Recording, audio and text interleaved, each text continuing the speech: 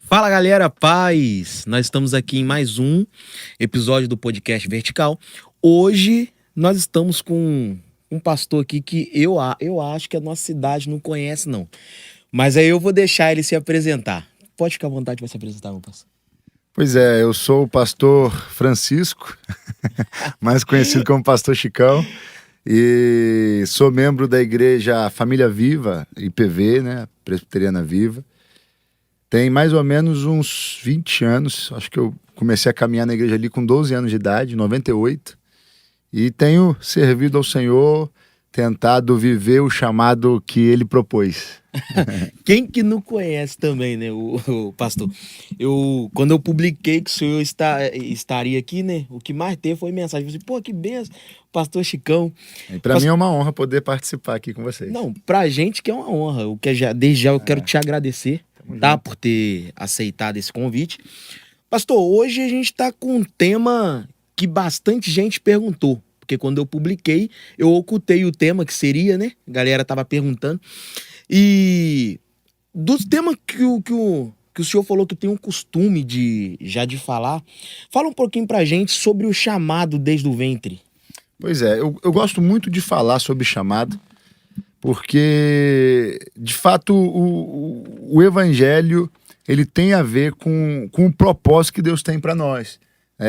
O evangelho é solução para todas as áreas, as boas novas de Jesus. Jesus veio trazer solução, mas eu gosto de dizer que o propósito não é solução para nós, é solução através de nós. Então tudo que Deus faz na minha vida é para que Ele possa fazer algo através da minha vida. E eu entendi isso muito cedo. Como eu falei aqui, eu me converti com 12 anos de idade e aceitei a Jesus num retiro espiritual, em 1998, o retiro espiritual da igreja. Foi o último retiro que a igreja fez, toda a igreja. A partir do ano de 99, a igreja começou a fazer os jovens separados. Por causa do número de pessoas, já não cabia. Devia ter quase 300 pessoas num sítio ali no Turvo. E foi uma experiência muito forte para mim, porque eu cheguei a frequentar uma igreja com a minha mãe, quando criança, mais novo. Uma igreja tradicional. E quando eu fui nesse retiro espiritual, eu vi uma pessoa ficando endemoniada, cara. E eu fiquei morrendo de medo. Quando eu vi aquela manifestação maligna ali, demônio, o sítio que aconteceu, o sítio tinha sido terreiro de macumba, o sítio, era um sítio da época dos escravos, tinha senzala no Então lá no tava sítio. carregado. Um negócio pesado, cara. E aí, 3 davam a mão pra orar, caía um endemoniado. E aí, quando eu vi aquilo no final da primeira ministração ali, o pastor fez o apelo, quem quer aceitar Jesus? Eu levantei minha mão e falei, vai que esse bicho pula pra mim aqui, né? E aceitei Jesus nessa condição, com 12 anos de idade. Voltando do retiro, eu fiquei, assim, eu tinha 12 anos, eu fiquei assustado, fiquei impressionado, é a palavra. Eu fiquei pelo menos umas 2 semanas sem dormir direito, tendo pesadelos, e eu eu tinha vergonha de falar, não falei com ninguém, nem com minha mãe, mas eu acordava à noite com medo, qualquer barulhinho eu tinha medo. E aí umas 2 semanas depois do retiro, nós fomos no monte, o Monte da Congregacional, ali na estrada de Santa Cruz. Foi um grupo da igreja ali, e eu subi o monte abraçado com minha mãe, morrendo de medo, aqui, de noite, no meio do mato. Eu tava assustado, tudo pra mim era demônio, tudo era demônio. E quando eu cheguei no alto, já tinha um grupo orando no monte, e Deus usou uma pessoa para falar, meu filho, por que temes? Na hora que a gente chegou assim, na hora que falou, eu tinha certeza que era comigo. Por que temes? Eu sou contigo. Aí aquele texto de Isaías, né? Se passares pelas águas não te submergerás, se passar pelo fogo não arderá em ti, eu sou contigo, não temas. E aí eu saí dali convicto de que Deus estava comigo. E aquele ano, muita coisa aconteceu na minha vida. E aí, algum tempo depois, eu me batizei naquele ano, fui batizado com o Espírito Santo naquele ano, e houve uma situação que uma missionária na igreja pregou, e ela fez aquele famoso apelo missionário, né? Você que tem um chamado missionário, você que quer entregar sua vida para servir ao Senhor, eu quero te chamar para vir aqui na frente. E eu pensei, falei, mas eu só tenho 12 anos. Na hora que eu pensei isso, a irmã falou assim, não importa se você tem 11 ou 12 anos, Deus está te chamando hoje, vem cá. Aí eu fui lá na frente chorando, aquele jeitão, né? Na hora o senhor já sabia que era contigo. Eu sabia que era comigo, né? E eu tive muitas experiências. A minha adolescência foi na igreja, eu cresci na igreja, entendendo que eu tinha um chamado. Não sabia bem o que era, mas eu sabia que eu tinha um chamado. E as pessoas falavam, eu ia, em todo culto que eu ia, às vezes Deus usava alguém para falar, eu te chamei, eu te escolhi. Me lembro uma vez que eu estava na casa de um amigo e foi uma irmã lá orar, uma missionária lá, não sei de qual igreja que ela era, mas eu sei que ela tinha um coque desse tamanho assim, rapaz. Mulher de Deus, nunca mais eu vi na minha vida. Mas aquela senhora chegou ali, orando pela casa, orou pelo meu amigo ali, os irmãos dele. E aí depois ela veio na minha direção, a dona da casa disse que eu era amigo do filho dela. E ela falou comigo assim, posso orar por você, jovem? Eu falei, claro. E aí ela começou a orar e ela falou assim, meu servo, eu te chamei, te escolhi no ventre da sua mãe. E eu vou te usar na palavra. Aí na hora que eu pensei assim, que ela falou que ia me usar na palavra, eu era muito gago. E eu era do Ministério de Louvor. Eu pensei, essa senhora tá na carne, né? Porque palavra, eu gago do jeito que eu sou. E o meu ministério é louvor, Deus já falou comigo que é louvor. Quando eu pensei isso, a senhora fez assim, ó. E eu também vou te usar nos cânticos. E aí ela disse que o diabo tinha tentado impedir meu nascimento. Então o diabo tentou impedir o seu nascimento porque eu te chamei no ventre da sua mãe. E aí eu cheguei em casa e perguntei pra minha mãe. Então, mãe, aconteceu alguma coisa quando a senhora estava grávida? Aí ela, mas por quê? Eu expliquei, estava na casa do meu amigo lá e aconteceu isso, a senhora falou isso. Aí ela começou a chorar. E ela falou assim, olha, eu fiquei grávida, eu não era casada com seu pai. Meu pai, no caso meu avô, né? A minha mãe dizendo, meu pai era um homem muito duro, muito rígido. Eles eram da igreja batista. E aí ela falou assim, um amigo não sei se um amigo do meu pai ou do meu avô, insistiu muito para ela e disse, eu pago para levar ela no Rio, numa clínica para ela abortar, para ela fazer aborto. Falei, eu pago para você fazer, não estraga a sua vida não, você é jovem, né? Você vai acabar com a sua vida. E aí ela chorou e falou assim, meu filho, nunca pensei, nunca quis, nunca deixei entrar a ideia. Mas ele insistiu muito, ele insistiu várias vezes, ele queria muito que eu fizesse. E aí eu entendi e depois descobri que a minha avó, ela teve também um chamado missionário numa determinada ocasião, só que o meu avô não era crente na época e ela grávida do meu tio mais novo com minha mãe no colo. E ela orou e falou assim, Senhor, o Senhor está me chamando, mas eu não tenho como, meu marido não é evangélico, como é que eu vou fazer? Eu falei, mas tá aqui minha filha, eu te ofereço a minha filha. A minha mãe se desviou com 16 anos. Né, e logo depois engravidou e tal. Ela voltou para a igreja quando eu tinha 8 anos de idade, que ela voltou a frequentar uma igreja. E aí, quando eu tinha 12, que foi esse retiro espiritual, que ela firmou novamente na igreja. Quando eu entendi isso, eu falei, que se cumpra em mim, que não passe de mim, né? Tem aquela canção, né? Que não passe de nós. E tava no auge essa música, né? Na época que eu entendi isso. Eu falei, Deus, não passa de mim, cumpre em mim esse chamado, eu quero viver esse chamado.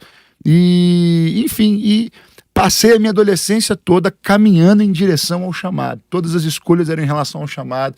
Eu me envolvi com a igreja, com tudo que eu podia fazer na igreja, para eu não ter tempo ocioso para pensar em coisas fora da igreja, para me envolver com coisas fora da igreja. Fiz parte de louvor, teatro, liderava célula, evangelismo, até essa eu conto, a galera sempre ri, né? Até Ministério de Dança eu fiz parte, cara. Mas eu queria viver o chamado, eu queria entender o que Deus tinha pra mim. Fiz um pouquinho de tempo, comecei a namorar, que a minha esposa hoje saí da dança, o pessoal fala que foi só pra namorar ela, mas não foi não. Era porque eu queria mesmo entender o chamado. E enfim, e aí com 19 anos eu me casei, eu comecei a namorar a minha esposa, a Clauele, eu tinha 16 anos. Eu fazia o seminário da igreja, ela foi aluna num seminário interno que a igreja tinha na ocasião. Com 19 anos, nós nos casamos e assumimos esse seminário, né? E comecei ali, né? De certa forma. Aqui. Acho que eu comecei antes, mas ali foi o início assim, de um ministério mesmo, da execução do chamado. Mas e quais foram as dificuldades que o senhor teve até esse período do senhor entender qual que era o chamado para a vida do senhor? Cara, eu acho que a dificuldade de todo jovem, de todo adolescente. Entender o chamado, entender que eu tinha um chamado, eu entendi aos 12 anos, quando Deus, foi a experiência que eu tive com Deus, foi de entender o chamado. Eu penso que ter uma experiência com Deus, de fato, é entender que Ele tem um chamado para nós. né? Todos os homens do contexto bíblico que a gente vê que tiveram uma experiência com Deus, foi Deus falando que queria fazer algo através da vida deles, né? Desde de Abraão, talvez, eu penso que foi o primeiro aí que a gente vê nesse contexto de chamado, eu vejo a história de Abraão, né? Antes dele, Adão, é claro que tinha um propósito, Deus tinha um propósito nele, mas o que a gente vê Deus chamando alguém para executar uma tarefa é Abraão primeiro, né? E aí a experiência é justamente entender que Deus tem algo para fazer, né? Hoje a gente coloca as experiências com Deus como que, muitas vezes como questões emocionais, ou como a gente, enfim, muitas vezes a gente centraliza a experiência com Deus em nós mesmos. Mas eu penso que uma experiência de fato com Deus, genuína, real, é quando a gente entende que Deus quer fazer algo através da gente.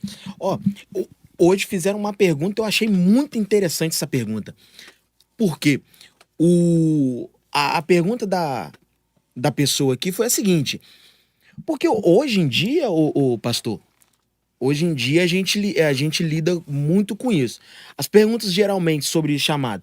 Como destravar o seu chamado, como reconhecer o seu chamado, como desenvolver o seu chamado.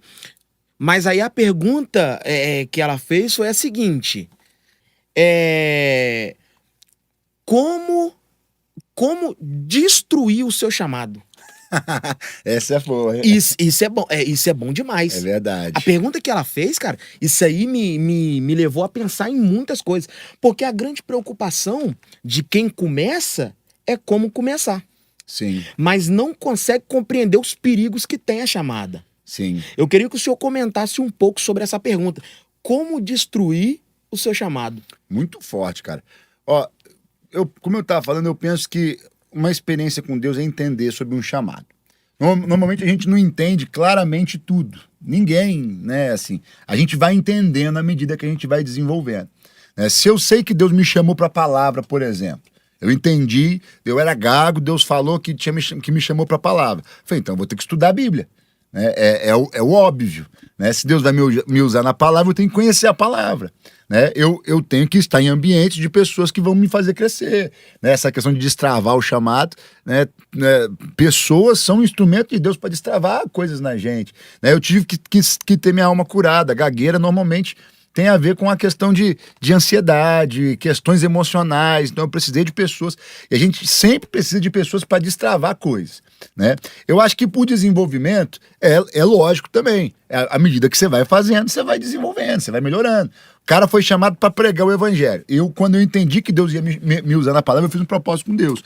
Eu não nego o convite de compartilhar a palavra, a não ser que eu tenha um outro compromisso, né? Então, assim, seja o que for, velório, cara, um negócio que eu gosto de fazer é cerimônia fúnebre, cara. Me ofereço, já fiz de gente que eu não conhecia. Gosto porque, assim, não é que eu acho que é um negócio prazeroso, não é isso. Mas eu penso que é um momento que as pessoas estão abertas, as pessoas estão sensíveis. Foi o que Salomão falou, né? Melhor ir na casa onde tem cemitério, onde do que onde tem festa. Isso aí, porque as pessoas ali é o fim de todo mundo, né? Uhum. Enfim.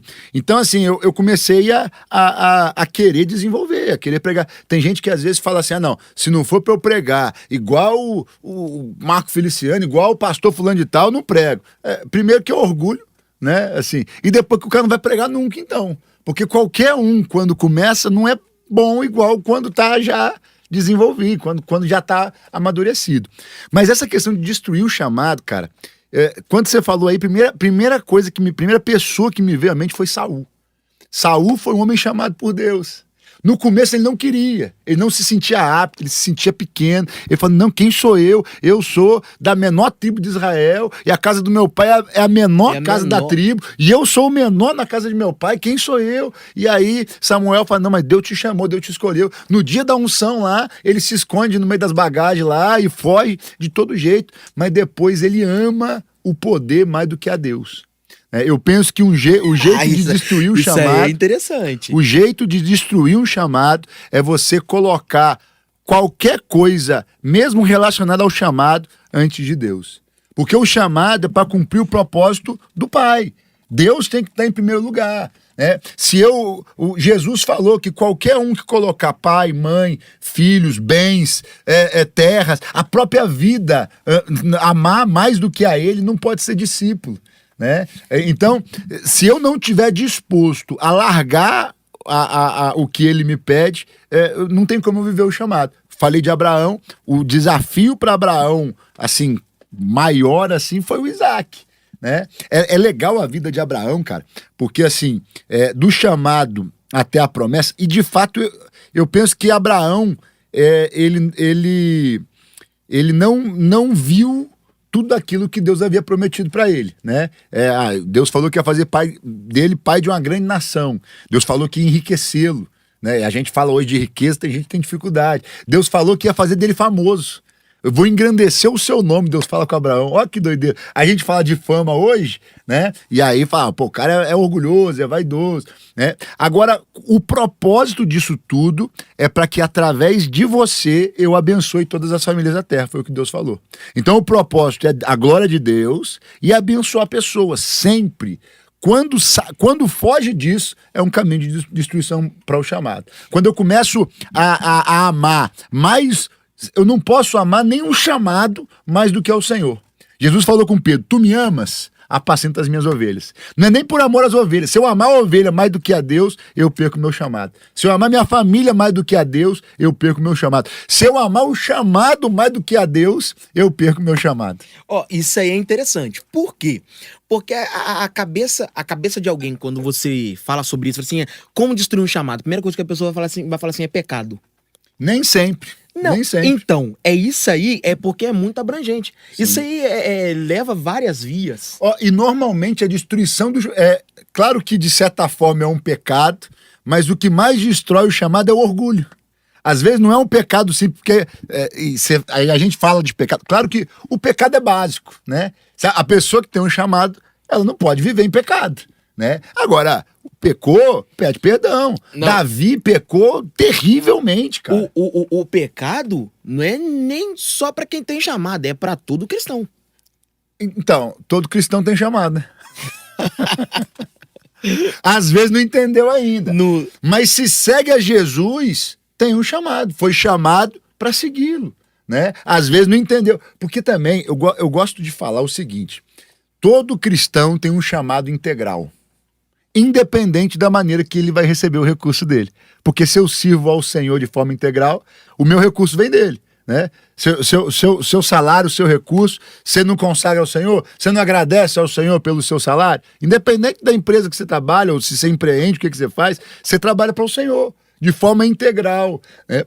Alguns Deus separa para missões, para um pastoreio mais específico, e aí ele digno é o obreiro do seu salário. Não abordasses o boi enquanto ele debulha o trigo, né? Então, aquele que desenvolve um trabalho mais específico, que demanda um tempo maior, ele vai receber daquilo que ele trabalha, né? Agora, eu penso que todo mundo, eu trabalho com a minha galera lá, a juventude da igreja, a gente trabalha muito esse entendimento. Você tem um chamado integral. Pode ser que um dia Deus te separe para o ministério, de forma total, né? Mas você tem um chamado integral. Você pode trabalhar na CSN, tem um chamado integral. Você pode ser um empreendedor, ter uma loja e entender que o seu recurso é para a glória de Deus e para a salvação de pessoas. Isso é maneiro. O senhor no início tava falando... O senhor falou sobre... Cara, fugiu da mente, eu tava com isso na mente, eu vou lembrar, mas aí no decorrer da conversa eu vou lembrar, eu vou te fazer essa pergunta. Fala pra gente, pastor, um pouquinho do seu ministério quando o senhor foi pra fora do Brasil. Sim. Eu tava falando, com 19 anos, nós nos casamos, eu casei. Ela é um ano mais velha do que eu, ela tinha 20. Nós assumimos essa escola de missões. Nós ficamos 2 anos e meio, eram 2 turmas por ano, entrava uma turma em janeiro e uma em julho. Projeto sempre antes da escola, retomamos esse projeto agora. Já tem 2 anos novamente que nós retomamos o projeto do jovem antes da faculdade, dar 1 ano para Deus. Mas na época a gente era responsável. Depois eu assumi a rede de crianças da igreja. Antes disso eu fiquei um período no pastoreio da juventude, né? E isso tem um detalhe legal aí, que eu assumi a juventude da igreja, deve ter uns 15 anos atrás isso, antes de eu ser pastor agora novamente da juventude. O pastor que pastoreava a juventude, ele foi para Portugal, para começar nossa primeira igreja em Portugal. E aí ele me indicou para substituí-lo. E Deus falou comigo muito claro que era para eu assumir a juventude. De várias formas, mas a forma mais marcante foi também com a missionária que veio pregar na igreja. Deus tinha falado comigo sobre Josué. Esse pastor que estava indo para Portugal, ele pregava muito, cara. Ele arrebentava, ele era muito bom, cara. Assim, ele pregava na época, estava no norte, era pegado no Marco Feliciano, cara. Só não usava o suspensório. Mas era aquela de poder, autoridade, os cultos sempre de fogo, derramar. E eu falava, caraca, quem sou eu para assumir o lugar dele, cara? Eu não pregava ainda, assim, com eloquência. Eu falei, quem sou eu? E aí Deus falou comigo no contexto de Josué. Porque os 2 últimos capítulos de Deuteronômio dizem que foi Josué que escreveu. E no último capítulo está escrito assim, nos últimos versículos: nunca houve em Israel profeta como Moisés, em mão forte, em tal. Aí começa o livro de Josué, Deus falando: não te mandei eu ser forte e corajoso, não temas nem te espantes. E fala assim como fui com Moisés, serei contigo. Aí veio uma missionária na igreja e virou para mim e falou assim: ó, Deus manda te dizer que está te levantando como Josué. Eu falei, pô, é isso. Aí assumi, fiquei 6 meses, permaneci com a escola. Eu coloquei uma condição. Quando o meu pastor falou comigo, ó, é você, é isso. Eu falei, não, Deus falou comigo, eu vou assumir a juventude, mas com uma condição: eu quero continuar com a escola. Eu amo missões e tal. E coloquei a desculpa de amar missões, mas na verdade, hoje eu entendo que era algo que me dava segurança. Era algo que estava dando certo. Eu ir para a juventude, eu não tinha certeza se ia dar certo. E a escola tava bombando, tava benção, a gente viajava com os alunos, a gente ia, era de segunda a quinta no PNL, no sítio lá estudando, e todo final de semana a gente ia para uma igreja já diferente, com os alunos, né, fazer evangelismo. Então tava um negócio bom, funcionando, e aí era a minha zona de conforto, tava bom. Se não der certo com a juventude, pelo menos eu tenho aqui, né, assim, né? E aí eu fiquei 6 meses e ficou pesado, porque eu ficava segunda, terça e quarta, eu já não viajava com a turma, mas eu ficava segunda, terça e quarta com os alunos, quinta, sexta, sábado e domingo por conta da juventude na igreja, né? E ficou muito pesado, os práticos, as viagens, a gente não indo, começou a dar muito problema, e aí o bispo perguntou para mim numa ocasião se eu fosse escolher um dos dois, qual que eu escolheria. Mesmo tendo uma palavra para juventude, eu escolhi a escola. E aí, então volta para a escola. Fiquei mais alguns meses e a escola acabou. Foi Jonas no barco. Começou a dar só problema, os alunos começaram a sair e uma turma que tinha quase 40 alunos ficou 5. Né? E aí, por fim, a gente já não aguentava. Aí veio a oportunidade de pastorear a rede de crianças. E aí o bispo, ele falou, ó, você quer assumir a rede de crianças? Nós pensamos em você. Eu falei, quero. Aí, nesse momento já era qualquer coisa é melhor do que isso aqui. Aí assumi a Rede Crianças, fiquei 6 anos e meio na Rede Crianças. E foi uma bênção o trabalho que a gente desenvolveu. A gente produziu DVDs infantis, né? Fizemos uma turminha viva, que até hoje a igreja tem. Uma equipe assim maravilhosa, acampamento de criança, encontro com Deus de criança, seminário de criança, a gente fazia aqui na região. Foi uma bênção. E aí, depois de 6 anos, veio a questão da gente ir pra fora. Minha esposa teve um sonho, final de 2012. A minha esposa sonhou que nós estávamos pastoreando em Madrid. E aí, naquele ano, a gente teve um encontro de pastores e o bispo que era responsável pelos trabalhos na Europa lá, ele estava em Portugal, ele procurou a gente e falou assim, ó, tô com um projeto de abrir uma igreja em Madrid e pensei em vocês. Eu falei, ó, vou conversar com o bispo Zé Elias lá, o que vocês resolverem, nós estamos dentro. Tá disposto? Falei, tô. E não tinha falado ainda do sonho que a minha esposa tinha tido. Enfim, mas aí, janeiro de 2014, nós fomos para Madrid.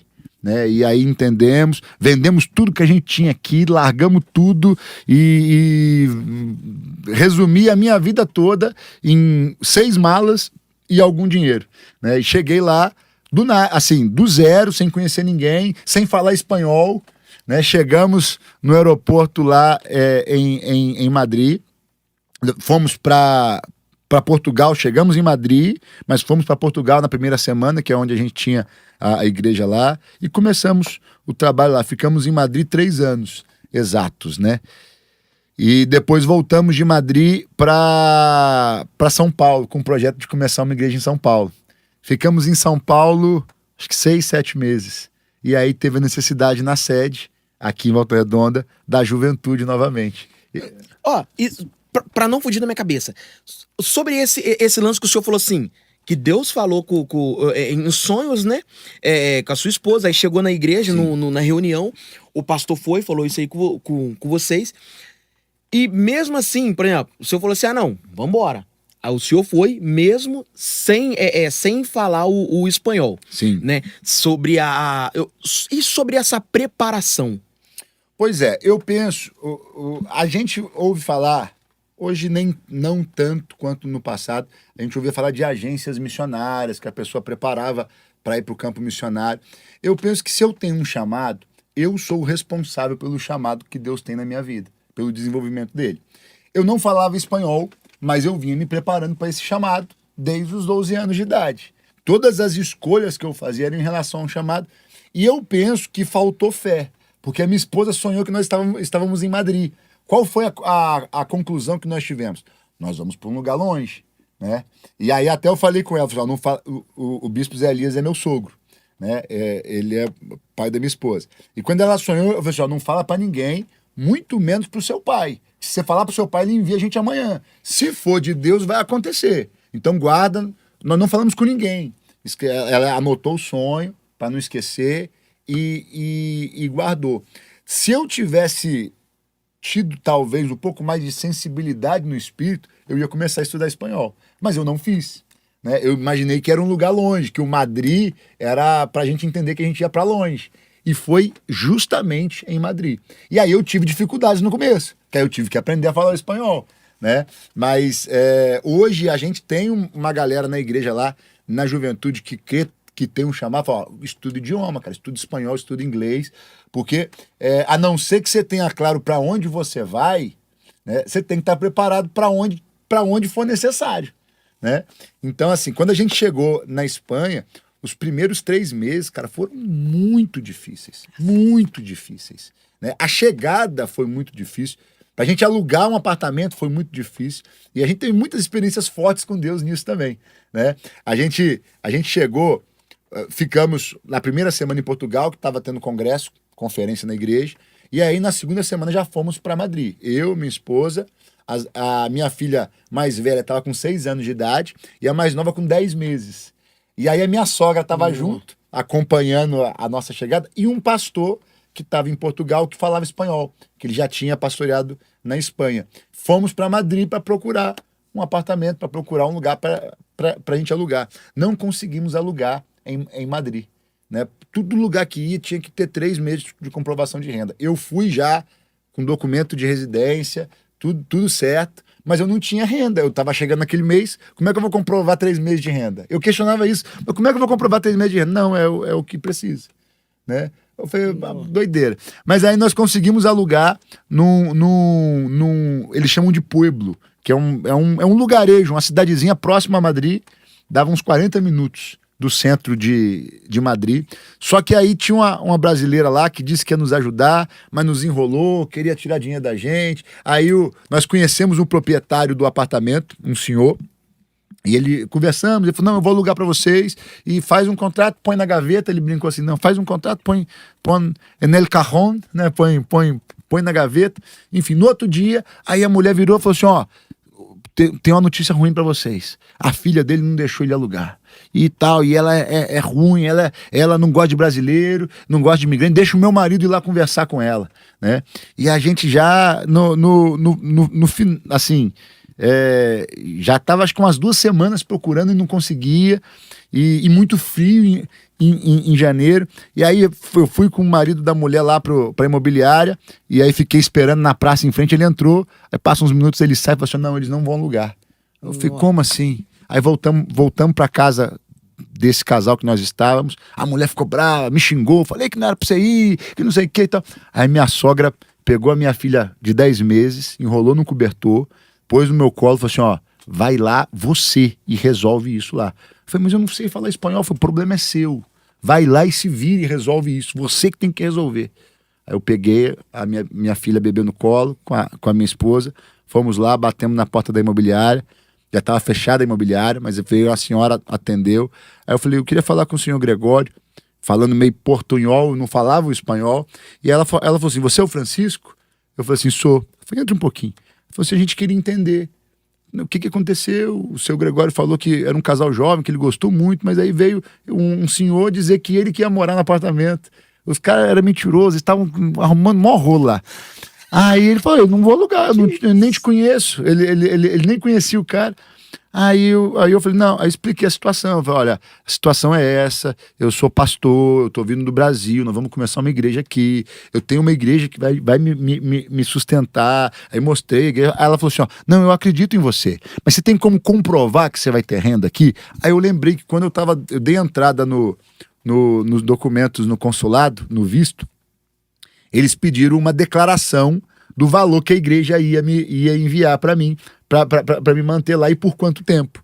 Aí eu fiz a declaração, eu não sabia se era para fazer em português ou em espanhol. E eu fiz em português e em espanhol uma declaração de rendimentos e reconheci firma nas duas e tal. No consulado eles pegaram em português e me devolveram em espanhol. Quando a mulher falou assim, você tem como comprovar que você vai ter renda? Aí na hora eu lembrei, aí eu peguei na minha pasta e falei, ó, eu tenho essa declaração aqui. Ela olhou, falei, não, perfeito, isso aqui é suficiente. Aí ela falou assim, ó, eu vou fazer o seguinte, amanhã então eu ligo pro Gregório voltar aqui e a gente fecha. Aí eu falei assim, a senhora não tá entendendo, eu não tenho pra onde ir, tô com minha filha bebê aqui. Mas e a casa dos seus amigos? Eu falei, eles não são meus amigos, eles estavam me enrolando, eles quiseram ganhar dinheiro nas minhas costas, né? Aí ela coçou a cabeça, falou, peraí. Aí saiu, aí passou uns minutinhos, ela veio e falou assim, ó, o Gregório tava chegando em Madrid já, ele tá voltando pra cá. 40 minutos de estrada. Aí voltou, chega o Gregório com a filha, a gente explica a história tudo de novo. O que aconteceu? Explicamos tudo de novo. Aí, quando eu tava contando a história, a filha do Gregório, que era a malvadona lá, que a mulher tinha dito, pegou a mão da minha mulher, pôs a chave do apartamento na mão dela e falou assim, ó, fica tranquila, você já tem uma casa pra morar. Aí nós dois começamos a chorar na hora lá, né? Aí choramos. Enfim, aí fechamos o contrato, fizemos. Aí voltamos para ir para o apartamento, que era no mesmo prédio, no mesmo condomínio que esse casal morava. Quando eu cheguei lá com a chave, eles ficaram doidos, cara. Ficaram endemoniados os dois. E eles aí, queriam o apartamento para eles, no caso. Nem sei o que eles queriam. Eu sei que eles queriam como se ela for... Eles queriam como se tivesse sido corretor, pra eu dar um valor de aluguel para eles, mas depois eu acho que eles queriam fazer o contrato no nome dele. Eu sei que era tudo enrolado lá, esse casal lá. Mas aí quando nós entramos pro apartamento, fechou a porta, a minha sogra falou assim, olha, eu liguei pro Zé Elias e eu falei com ele que tava muito difícil de alugar. Aí ele falou assim, ela disse que ele disse, ó, se não alugar hoje, ela ligou, era 6 horas da tarde, 7 horas, 6 para 7 horas, quando eu saí da casa para ir lá, com a imobiliária fechada já. Ele falou assim, se não alugar hoje, é porque Deus não os quer aí.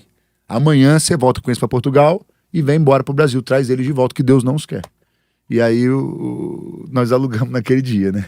Aí foi uma confirmação de que Deus nos queria lá. Depois nós tivemos muitas outras experiências muito profundas de recurso, de provisão do Senhor, né? A gente, num período que a gente ia mudar, a gente já estava com a igreja, com o número de pessoas lá, e a gente precisava de sair para um outro lugar, e eu ia ter que fazer uma obra, e um construtor disse lá que eu ia gastar pelo menos uns 7 mil euros na obra. E eu não tinha dinheiro, aí entrou o banco... o aplicativo do banco veio uma mensagem que eu tinha 30 mil euros pré-aprovados, que era só clicar lá que caía na conta, né? Eu imigrante, cara, eu tava lá 1 ano e meio, eu podia pegar os 30 mil euros e sumir da Espanha, nunca mais voltar na Espanha, né? Sem garantia nenhuma, empréstimo pessoal e com juro. Eu fiz a simulação 7 mil euros para eu pagar 700 euros por mês. Deu 11 prestações de 700 euros. Um juro mínimo, assim, enfim, muitas experiências de provisão do Senhor. Mas eu penso que talvez a questão mais forte que Deus queria ensinar para a gente era essa questão de entrega. Eu penso que a pessoa que tem um chamado, ela precisa aprender a viver entrega. Ô pastor, mas quando o senhor aos 12 anos, né, sentiu o desejo de se entregar ali, né? O senhor teve que largar bastante coisa, não teve? Eu era um pré-adolescente, eu estava num momento de crise, meus pais tinham separado há pouco tempo, no finalzinho assim, eu tinha 11 anos, meus pais separaram, então foi um ano que não foi muito bom para mim. Eu penso que naquele momento eu não tinha muita coisa para largar, mas eu penso que no desenvolvimento eu tive que renunciar a coisas. Eu tive que optar por não fazer ou não ter algumas coisas, não ter algumas experiências que talvez eu podia ter tido. Eu tive assim, a graça, né, de entender um chamado bem cedo. E aí eu já comecei, enfim, a me envolver com muita coisa aos 12 anos. Aos 19, quando eu casei, nós conversamos, eu e a minha esposa, a gente falou assim, ó, muita gente larga tudo para seguir o chamado. Nós não temos nada. O bom é que a gente já vai começar no chamado, né? A gente brincava, né, que quando nós casamos, eu trabalhava no som da igreja, eu ganhava meio salário mínimo de ajuda de custo trabalhando no som, e ela ganhava também meio salário mínimo trabalhando na escola lá, e quando nós casamos os dois juntos, a gente ganhava um salário, né? E não tinha nada, não tinha. Eu tinha uma bicicleta maneira, eu falei, você quer casar comigo por causa da minha bicicleta, né? Brincava assim. Mas tanto eu como ela, a gente sabia que nós tínhamos um chamado e queríamos viver esse chamado. Eu acho que a questão de largar, a questão é a gente entender o que de fato tem valor, né? Porque eu lembro uma vez, eu falei com o meu pastor, isso eu disse numa ocasião, eu falei, mas eu larguei tudo para seguir e para cumprir o chamado. E ele falou assim, o que você largou que tem mais valor do que o chamado que Deus fez para você? Né? Então eu acho que quando a gente entende, é igual a parábola que Jesus conta, que o reino é como uma pérola preciosa, né? Uma pedra de grande valor que um homem descobre num campo, ele vende tudo que ele tem para comprar o campo por causa daquela pérola, daquele tesouro, né? que ele encontrou naquele campo.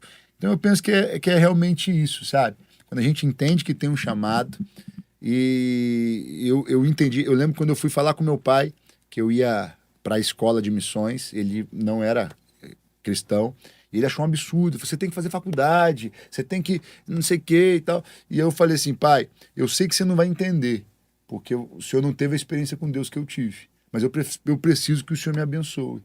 Né? Então, assim, talvez eu larguei, eu abri mão de fazer algumas coisas. No ensino médio, eu abri mão de algumas coisas que qualquer um faria, né? Às vezes os amigos chamavam para sair e eu não ia, porque eu sabia, eu não quero comprometer o meu chamado. Né? Ficar, né, com meninas. Fui chamado de gay um monte de vezes na escola, porque as meninas queriam ficar e eu falo, não quero. Pô, mas você não tá namorando? Eu falei, tá, mas eu não quero, ué. Eu falei, eu tenho um compromisso com Deus. Eu falava isso, eu tenho um compromisso com Deus, não vou ficar com qualquer uma não, cara. Né? E eu passei a minha... Às vezes eu chegava na escola, a galera tava conversando assim, aí eu chegava na roda, o pessoal falava assim, ó, vamos mudar de assunto, que o Chicão chegou e não pode ouvir esses assuntos, não.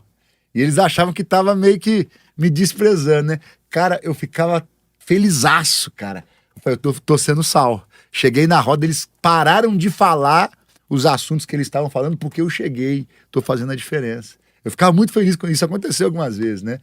E, enfim, eu cresci, eu passei a minha adolescência na igreja, entendendo ter um chamado e caminhando em direção a ele. E qual que é o sentimento de tudo isso aí? Hoje o senhor olha e fala assim, cara, olha o que tu conquistou na presença por se entregar no chamado, por entender, por se lançar. O senhor falou que se lançou no chamado. Qual que é o sentimento disso tudo? E também o peso disso tudo? Olha, eu penso que não existe honra maior do que eu ser um representante do Senhor na terra. E não existe também uma responsabilidade maior do que ser um representante dele na terra. Não me arrependo nenhum momento.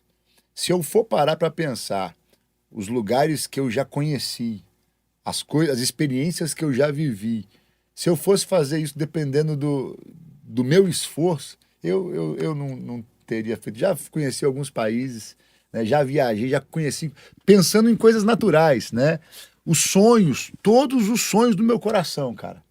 Todos os sonhos, tudo que eu ponho no meu coração, Deus dá graça, Deus abençoa, carro, né? Assim, experiências práticas e naturais. Um pouquinho antes de eu ir para Espanha, meu sonho era andar de jet ski. Meu sonho era andar de jet ski. Eu lembro quando criança, uma vez eu inventei uma história que eu andei de jet ski e contava para as pessoas como se fosse verdade, né? E aí um irmão da igreja, um pouquinho antes da gente ir para Espanha, falou: pastor, eu queria que o senhor fosse na minha casa, tem uma casa em Angra. Falei: vamos lá passar para o senhor ficar uns dias antes do senhor viajar. E fomos nós, meu sogro foi e tal.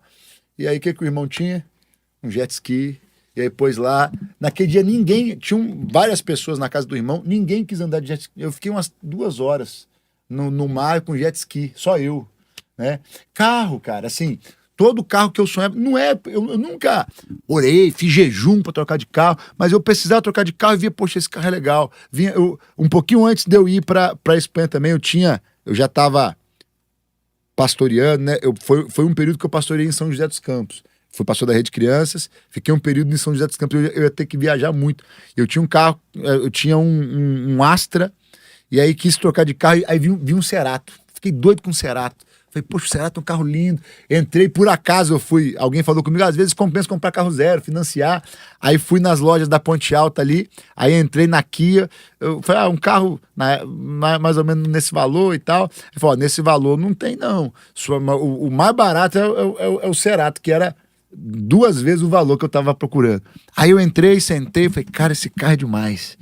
Um cara me ligou, cara, do Rio, falou assim, eu anunciei o Astra que eu tinha, ele falou assim: você troca num carro de valor maior?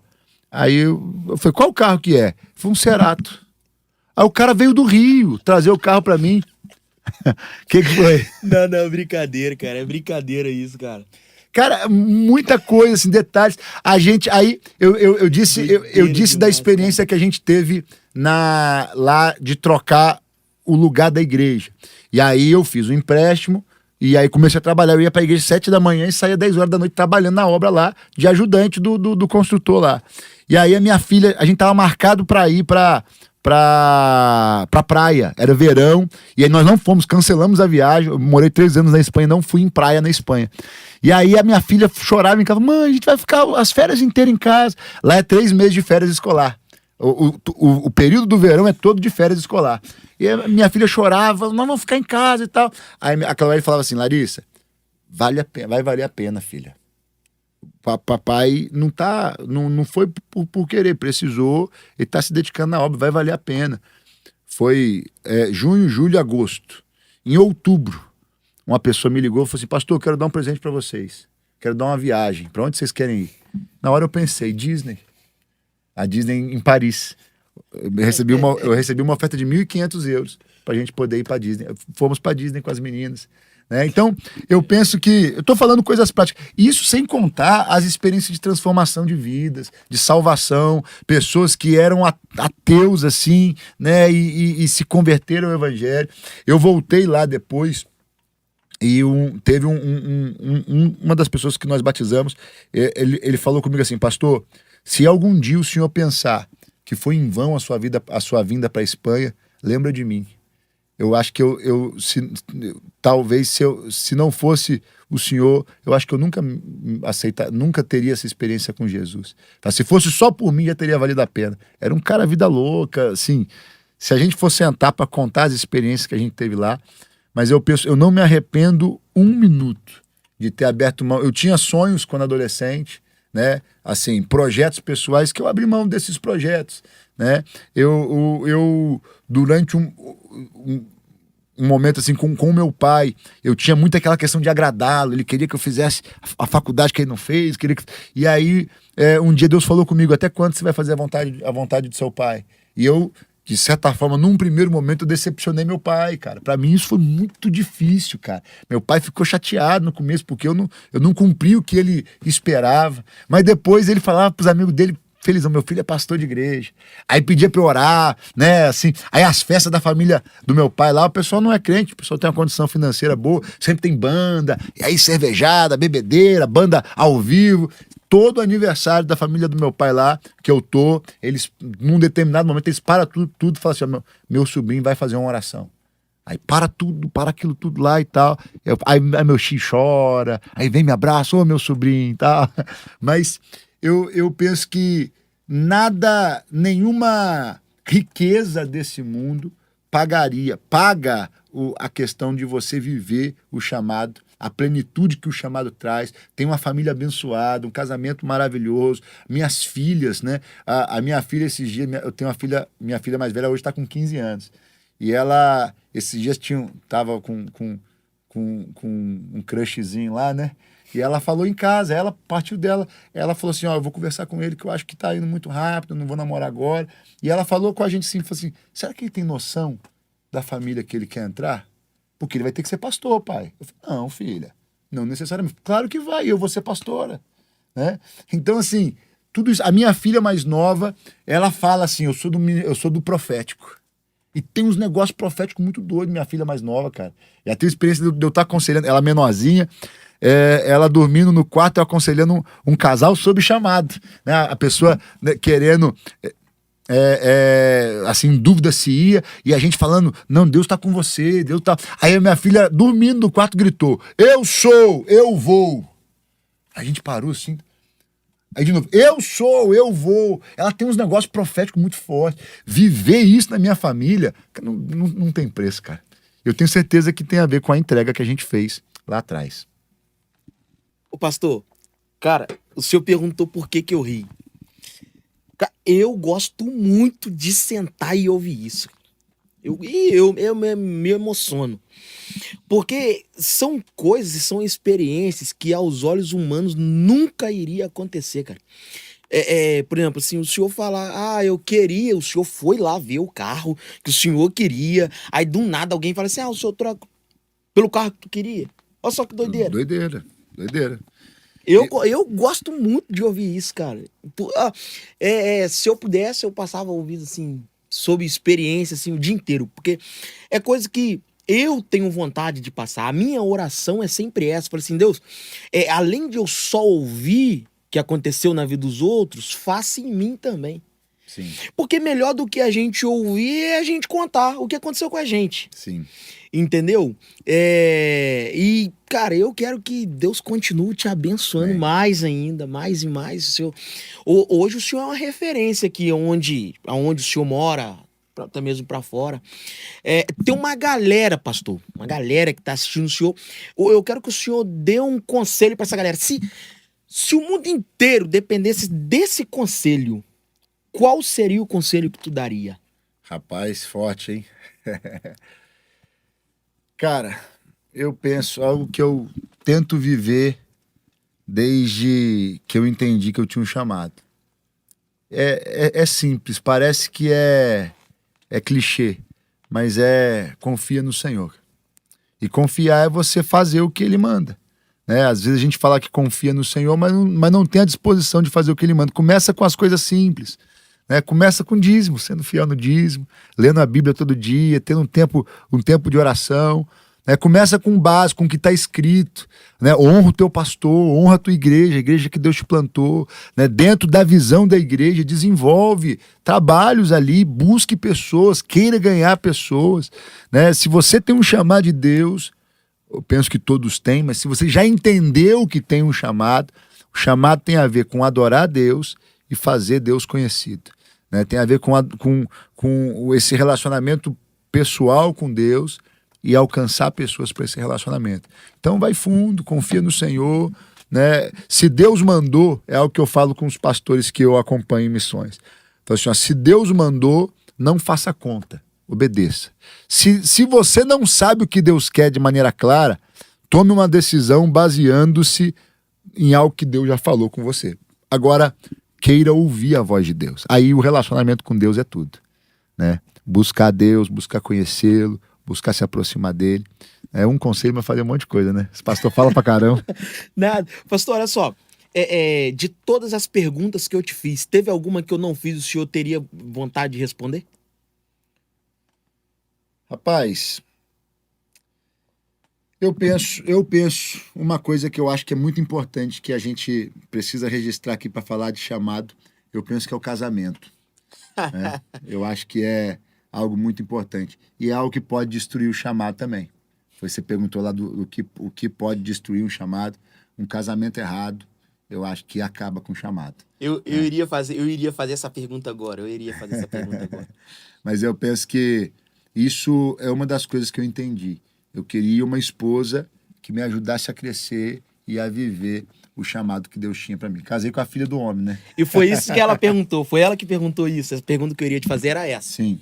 A pergunta dela foi sobre família e chamado, né? Sim. Obviamente também já se enquadra também esse lance do casamento. Foi a esposa do senhor que fez essa pergunta. Né? O casar bem é preservar também o chamado, né? Sem dúvida. Eu penso que a Bíblia diz que a mulher sábia edifica, mas a tola destrói com as próprias mãos o lar. Né? O cara que tem um chamado, casar com uma mulher tola, é um problema. A mulher que tem um chamado, casar com um homem que não é sacerdote, acabou, cara. A gente vê, eu conheço pessoas que tinham um chamado incrível, casou com uma pessoa que não era para ser, todo mundo falou que não era, mas a pessoa, não, mas eu tô apaixonado e tal. E aí foi algo que eu tinha os critérios para mim pensar em namorar na minha adolescência e juventude. Primeira coisa era o comprometimento com o Senhor. Depois eu ia ver se era bonita, se era... Mas se tava não era só ser crente, era o comprometimento com as coisas de Deus, porque eu sabia o chamado que eu tinha. Né? A minha esposa, quando foi para ITM, né? E ela acho que foi antes de ir, ela sentou comigo um dia, e ela falou assim, olha, eu gosto muito de você, te amo, mas o jeito que nós estamos namorando não vai rolar, não. Aí ela fez um papel, ofício de namoro, escreveu lá tudo que ela estava achando errado, ruim, né? Às vezes, adolescente, menino, né? O negócio esquentava lá e tal. E aí eu lembro que ela falou assim, olha, se for para continuar assim, nós vamos terminar. Eu não quero, assim, eu te amo, eu vou sofrer muito, mas não vai dar, não. E aí eu falei, opa, é a mulher de Deus para mim. É a mulher que vai me fazer crescer. Antes dela, até é difícil falar isso, né? Mas eu acho que edifica. Eu cortejei uma menina que, assim, e a corte era um período sem beijar. E o primeiro dia que eu fui na casa dela, nós beijamos, e um abraço, uma massa. A culpa foi minha. Eu que fui carnal, eu que busquei, mas eu me conhecia. E aí eu falei, ó, se no primeiro dia foi desse jeito, vai rolar muita coisa, né? Porque eu me conhecia, eu sabia que eu ia procurar, que eu ia querer, e eu precisava de uma mulher que me ajudasse a vigiar. Eu namorando a Cláudia hoje, o dia que ela falou isso, é ela. Eu não posso perder essa mulher por nada. A Bíblia fala assim que a mulher, ela santifica o marido, né? Sim. Então, assim, e aí eu falei, não, vamos organizar, é isso que eu preciso, e enfim, né? Então eu acho que essa questão do casamento, do relacionamento, do namoro, alguém que vai te ajudar a cumprir o propósito que Deus tem para a sua vida, ou até mais profundo, né? Alguém que vai somar com você no propósito. Mais do que te ajudar no seu propósito, dizem que Deus não une pessoas, Deus une propósitos, né? O problema é se a pessoa está fora do propósito, ela vai te dificultar também muito.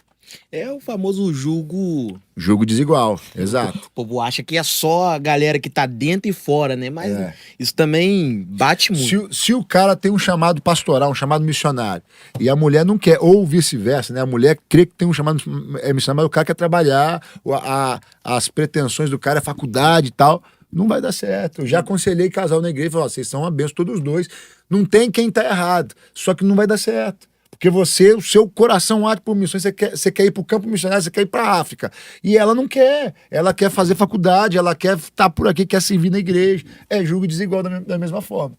Então eu tenho que colocar o chamado que Deus tem. Na verdade, o relacionamento com Deus está acima de tudo. Agora, o chamado que Deus tem para mim é o mais importante. Se eu colocar qualquer coisa, o Isaac foi a promessa de Deus para Abraão, e Deus mostrou para ele que a promessa de Deus não é mais importante do que o Deus da promessa, né? E aí foi lá, mata o seu filho. para ensinar para ele que é o mais importante. Se eu não colocar em primeiro lugar, Deus deixa eu ficar com aquilo, né? E aí eu tive as minhas filhas no campo, cara, a gente teve também experiências fortes. Ela chorava, a Larissa foi a que mais sofreu, porque quando nós fomos, eu era pastor da Rede Crianças na ocasião, tio Chicão, né? A gente tinha um culto com 200 crianças. Ela era filha do tio Chicão, neta do bispo Zé Elias, mimada na igreja por todo mundo. Chegamos na Espanha, não tinha ninguém. Não tinha um amigo. Não tinha uma família esperando a gente lá. A gente foi construir relacionamentos, conhecer pessoas. Ela chorava todo dia, cara. Saudade. Ela fala assim, pai, tô com saudade, pai, vambora, pai, a vovó, pai, não sei o que e tal. Meu sogro diz também que ele fala, foi o período que a igreja mais cresceu, que foi os anos que ele mais chorou, foi quando a gente esteve fora, né? Ele fala, Deus deu graça pra gente, né? Porque ele viu o nosso sofrimento. Mas ele também entregou, né? Pô, as netas pequenas, a filha, cara, eu fico imaginando a minha filha vivendo longe de mim, né? E a minha esposa é muito apegada a ele, muito, muito ligada, assim, os dois, né? E nós fomos. Aí houveram. Nós vamos entrar de novo no assunto, né? Já estamos, mas tem que fechar. Mas essas experiências, assim, de colocar Deus em primeiro lugar, eu acho que eu pus no meu namoro, e ela também colocou, né? Eu pus para ter filhos, nas decisões, nos projetos, e estando em missões, pus em primeiro lugar, né? Quando nós voltamos para o Brasil, não voltamos com uma intenção assim, no Brasil vai ser melhor para a gente. Não, entendemos, Deus falou que era o tempo de voltar, usou minhas filhas para falar, com sonhos também, e pessoas da igreja, tá? A gente estava cogitando, orando se era o tempo para voltar. A minha filha sonhou que a gente estava vindo para o Brasil e com a pessoa que convidou a gente para vir. Aí uma outra irmã da igreja falou, pastor, sonhei que eu estava casando, mas não era o senhor que fazia meu casamento. A outra, pastor, sonhei que o senhor estava com muitas malas prontas, né? E aí eu falo, é o tempo de voltar. Aí voltamos para a sede porque teve necessidade, entendemos que era o que Deus tinha e a gente vai tentando sempre fazer o que Deus quer. Hoje estamos coordenando as igrejas em missões, meu coração arde, né? Se eu pudesse eu voltava, queria estar lá, né? E alguém pode dizer, não, aqui é muito melhor. Eu gosto de dizer que o lugar mais seguro para se estar é o centro da vontade de Deus. O lugar mais confortável para se estar. Às vezes tem períodos de deserto, tem períodos incômodos, mas o lugar mais seguro, mais confortável, mais abençoado, com mais satisfação para se estar, é o centro da vontade de Deus. Então, meu conselho, busque o centro da vontade de Deus. Pastorzão, brigadão por aceitar esse convite. Junto. A gente vai ter que fazer o segundo episódio. Conta comigo. Vai ter que marcar. Tá, a gente vai alinhar direitinho, a gente vai sentar aqui de novo, vai trocar mais ideia. A gente vai concluir, tá? Com aquele gosto de queria ouvir mais, tá? Mas é aquele negócio, você vai compartilhar com todo mundo. E o que o senhor achou do salgado, pessoal? Top. Salgado Rocha, quando fizer a célula lá, entre em contato. Salgados Rocha, o melhor salgado que a gente tem aqui na região, tá? Salgados Rocha, tá? Entra em contato com eles lá e é só vitória. Que Deus te abençoe. No nome de Jesus. Um abraço, galera.